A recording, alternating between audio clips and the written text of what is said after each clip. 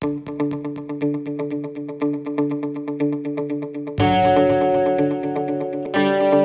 name is Dixon Sembuya. I'm the Director of Research and Market Development at the Capital Markets Authority. We have just concluded a training focusing on corporate governance, and specifically this particular training looked at what the providers of capital look out for in terms of corporate governance principles before they actually deploy finances into your business. Just to give a bit of background, we do realize that there is a correlation, a very strong correlation between corporate governance and your ability to attract external funding or your ability to attract non-bank financing. And what we also did realize or do realize is that for companies that have sound corporate governance practices, they actually tend to attract external funding with a lot of ease, and they can always go ahead to deploy this external funding to facilitate their growth and expansion. Now, born out of that background, CMA has been holding a series of corporate governance trainings that are focused exclusively on the corporate governance principles that providers of capital, such as private equity firms, look at before they actually deploy capital into any business. And this particular round of these particular trainings or series of trainings have targeted very specific people, very key people.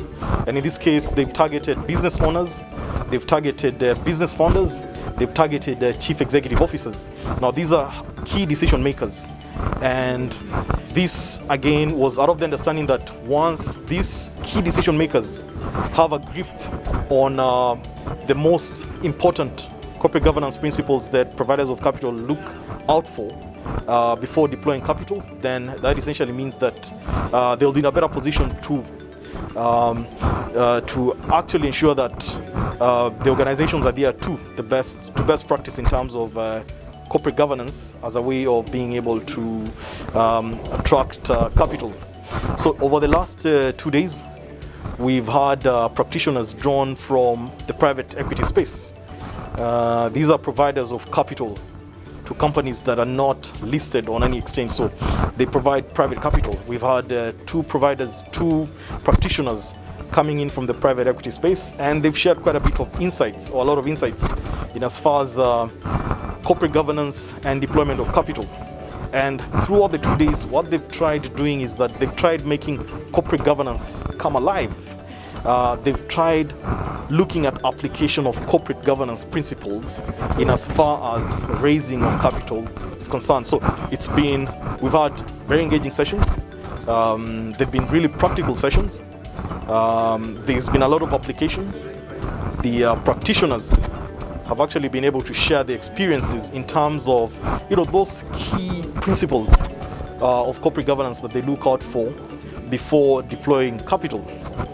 Additionally, the business owners and business founders actually got an opportunity to learn about the due diligence process in as far as capital deployment is concerned. The practitioners were actually able to share with them the whole due diligence process, from commercial due diligence, where they look out for your business proposition, they look out for industry trends in the sector you're playing in. They've also been able to share matters to do with legal due diligence, matters to do with the financial due diligence, what they look out for in terms of your financials, your growth trends in terms of numbers, and you name it. And some of the key action points coming out of this, the business owners, business founders are actually going to receive lists of funders or players within the private equity space who provide funding for small ticket sizes. I think we are alive to the fact that majority of businesses in Uganda are not that big. And so one of the key action points coming out of this is, being able to share with the business owners a list of those funders who actually provide funding for small ticket sizes, $50,000, $100,000, you name it. Additionally, we're also looking at sharing with those who participated lists of financial advisors who can actually do hand-holding for businesses. I think most businesses need a lot of hand-holding in order to prepare them to absorb this market-based financing. So as part of the action points coming out of this, we are going to be sharing a list of those financial advisors. And we do hope to have a follow-up session. Like I earlier said, this is a series of trainings.